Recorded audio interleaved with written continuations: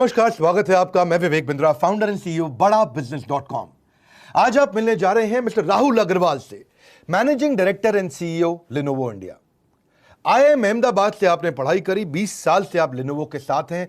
Lenovo की खास बात क्या है? आज टैबलेट में, पीसी में, लैपटॉप में, तीनों में नंबर 1 मार्केट शेयर आपने कैप्चर किया है। लिनोवो वैसे 1988 में इनकॉर्पोरेट हुआ था, $50 बिलियन की कंपनी, दुनिया भर में फैल चुकी है, 180 देशों में है। 63,000 एम्प्लॉई है, लेकिन इंडिया के अंदर लीन टीम, 10,000 करोड़ का टॉप लाइन, 1,000 लोगों के साथ में आप काम कर रहे हैं, अबाउट $1.5 बिलियन। मेरा पहला प्रश्न आपसे, आपके साथ कंटिन्यूअस, क्योंकि ये चेंजिंग एनवायरनमेंट का बिजनेस है, टेक्नोलॉजी नहीं आती, प्रोडक्ट नया आता है, पुरानी चीजें ऑब्सोलीट हो जाती हैं और अचानक पूरा मार्केट बदल जाता है। हमने पहले मोबाइल हैंडसेट इंडस्ट्री में ये देखा, लगातार ब्रांड्स नए आते हैं, पुराने चले जाते हैं और बहुत सारे ब्रांड्स के साथ ऐसा हुआ। लेनोवो अपनी मार्केट में मजबूत पकड़ बनाए रखा। आपको क्या लगता है इसके क्या 2-3 बड़े कारण रहे इंडिया में? देखिए, कंपटीशन तो बहुत स्ट्रांग है एंड मैं हमेशा अपने कॉम्पिटिटर को रिस्पेक्ट करता हूँ और उनको वैल्यू करता हूँ। और ये हमें हमेशा याद रखना चाहिए कि कस्टमर्स के पास चॉइस है। Therefore we have to be on our toes. तो हमें हर दिन, हर हफ्ते, हर महीने ज़बरदस्त एग्जीक्यूशन करना है। हमें इंश्योर करना है कि हमारे प्रोडक्ट्स टॉप क्वालिटी के हों, आफ्टर सेल सर्विस बहुत अच्छी हो, अवेलेबल हो, उनकी उनकी जो डेमॉन्स्ट्रेशन होती है रिटेल मार्केट में वो बहुत अच्छी हो और प्राइसिंग बहुत अच्छी हो। तो ये आई थिंक एक ट्रेडिशनली इंग्लिश में इसको 4P ऑफ मार्केटिंग बोलते हैं: product, price, promotion and place. And all these four are very important. और हमें लगता है कि लेनोवो ने इन चारों एरिया में एक अच्छा कॉम्बिनेशन किया है जो कस्टमर्स को अपील कर रहा है एंड करता रहेगा।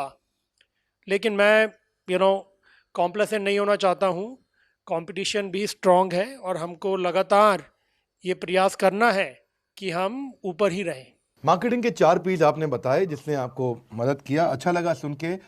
पर आज जब कंज्यूमर का भी बिहेवियर बदल रहा है, साथ साथ अपनी इंटरनल टीम्स के भी बिहेवियर बदल रहे हैं, बहुत स्ट्रांग एक्सपेक्टेशन के साथ लीडरशिप काम करती है।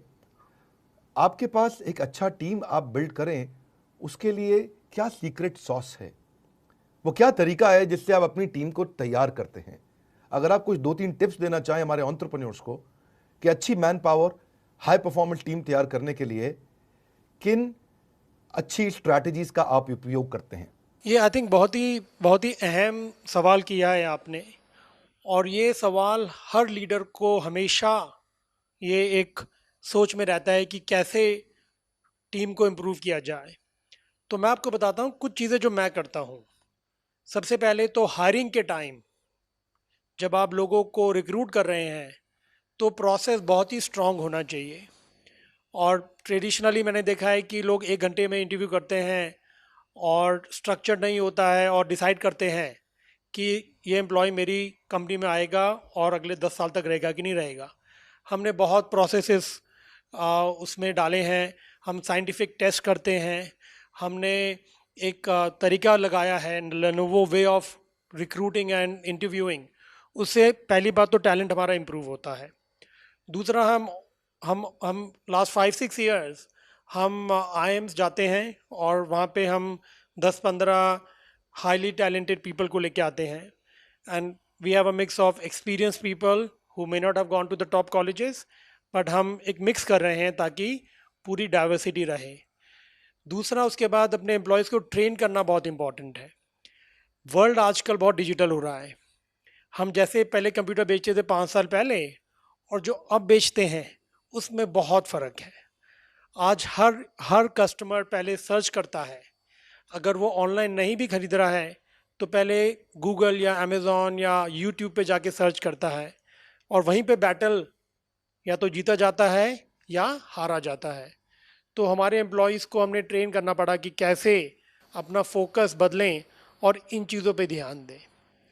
कस्टमर्स पहले सिर्फ रिटेल में खरीदते थे, बट अब स्पेशली ड्यूरिंग कोविड टाइम्स हमने देखा कि हमारा जो कंज्यूमर बिजनेस है उसमें ऑलमोस्ट 10 में से 4 कस्टमर्स वो ऑनलाइन खरीद रहे हैं। अब ऑनलाइन खरीद रहे हैं तो उनको बेचने के लिए ज़रूरी है कि हम ऑनलाइन डेमोन्स्ट्रेशन दें, उनको ऑफ़र दें कि आपके घर हम आके हम अगर वो कंफर्टेबल हैं हम फ्री डेमो दे देंगे, नहीं तो डिजिटली हम डेमोन्स्ट्रेशन दें।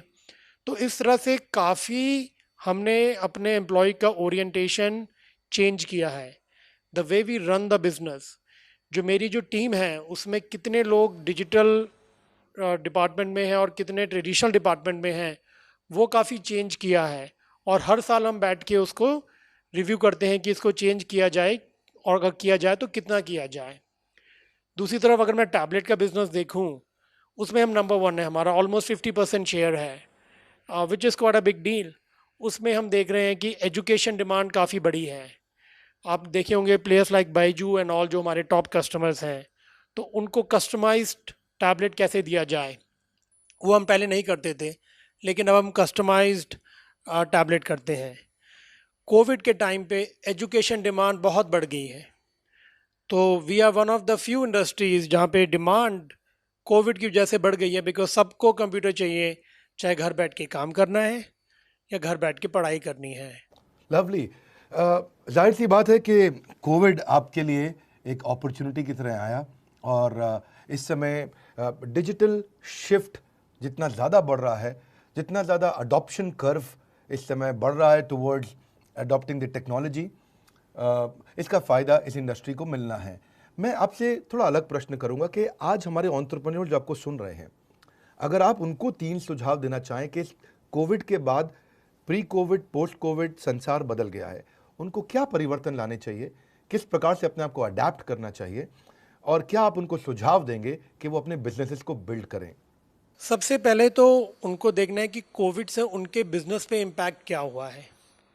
अगर वो ट्रैवल एजेंट थे फॉर एग्जांपल, या ट्रैवल बिजनेस था, तो बहुत ही नेगेटिव इम्पैक्ट हुआ है।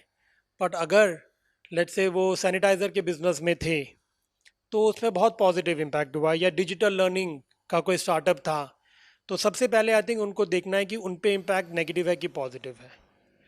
नंबर टू, उनको देखना चाहिए कि उनके जो कस्टमर्स हैं उनका बिहेवियर कैसे चेंज हुआ है बिकॉज ऑफ कोविड।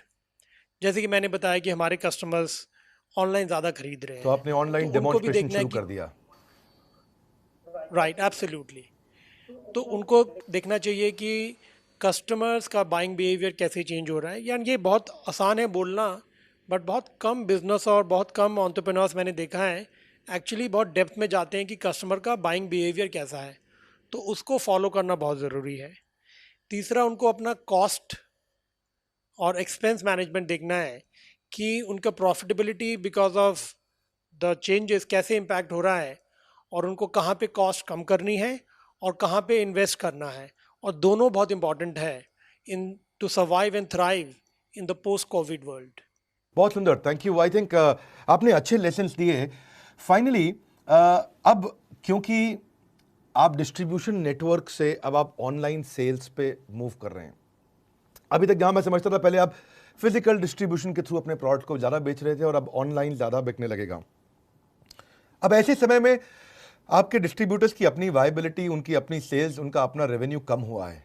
तो ऐसे डिफिकल्ट सिचुएशन के अंदर जो आपके डीलर, डिस्ट्रीब्यूटर, रिटेलर, जहां भी आपके टच पॉइंट से जहां प्रोडक्ट को बेचा जाता था, आज उनके लिए उनको कैसे आप मैनेज कर रहे हैं और उनको आप कैसे रिटेन करेंगे, उनके लिए आपने क्या सोचा है? देखिए, हमारे जो डिस्ट्रीब्यूटर्स हैं वो काफ़ी बड़े डिस्ट्रीब्यूटर्स हैं और वो काफ़ी सुलझे हुए लोग हैं। वो देख रहे हैं कि बिजनेस मॉडल कैसे चेंज हो रहा है, प्री कोविड भी चेंज हो रहा है और वो अपने मॉडल्स भी चेंज करते जा रहे हैं। तो आई थिंक हमारे डिस्ट्रीब्यूटर्स काफ़ी स्ट्रॉन्ग हैं। अगर मैं देखूं जो हमारे जो एक्सक्लूसिव डीलर्स हैं, या मैं बड़े पार्टनर्स देखूं जैसे LFR, जैसे क्रोमा या रिलायंस डिजिटल या विजय सेल्स, वो भी काफ़ी अच्छे चल रहे हैं बिकॉज कस्टमर्स चाहता है कि बड़ी दुकान पे जाए और वैरायटी देखे। आई थिंक जहाँ पे हमें चैलेंज दिख रहा है वो है छोटे जो स्टोर्स थे, जो छोटे कोने में जो स्टोर्स होते हैं जिसको मॉम एंड पॉप स्टोर्स भी बोलते हैं। आई थिंक उनको चैलेंज है, और उनको चैलेंज ये आज ही नहीं, ये पहले से है, बिकॉज जैसे जैसे ऑनलाइन बढ़ रहा है उन पे प्रेशर बढ़ रहा है। And we are trying to do what we can. हमने क्रेडिट एक्सटेंड करना शुरू किया, जब कोविड हुआ, बिकॉज सबका कैश फ्लो अटक गया था, हम उनके लिए एंट्री लेवल प्रोडक्ट्स लाए, बिकॉज उन छोटे मोटे स्टोर्स में वो ज़्यादा बिकते हैं। लेनोवो का जो लाइनअप है वो बेस्ट है। एंड आई थिंक इतना ही हम कर सकते हैं। हमारी जो वैरायटी ऑफ प्रोडक्ट्स है वो किसी और कंपनी की नहीं है। हमारे पास सारे टाइप के कंप्यूटर्स हैं, हमारे पास टैबलेट्स हैं, हमारे पास फ़ोन्स हैं, और एंट्री लेवल सर्वर्स भी हैं। वो अलग डिविजन्स हैं, बट सारा लेनोवो ग्रुप का है। तो आई थिंक डीलर्स और पार्टनर्स का बेस्ट बेट है कि हमारे साथ काम करें। बट देखिए बिंद्रा जी, जो बड़ी मूवमेंट्स होती हैं, मैक्रो मूवमेंट्स इकोनॉमी में और एनवायरनमेंट में, उसको बिल्कुल ही रिवर्स करना किसी एक कंपनी या किसी इंडस्ट्री के बस की नहीं है। एंड आई थिंक सबको समझना है कि कैसे उनको अपना बिजनेस मॉडल या बिजनेस चेंज करना है।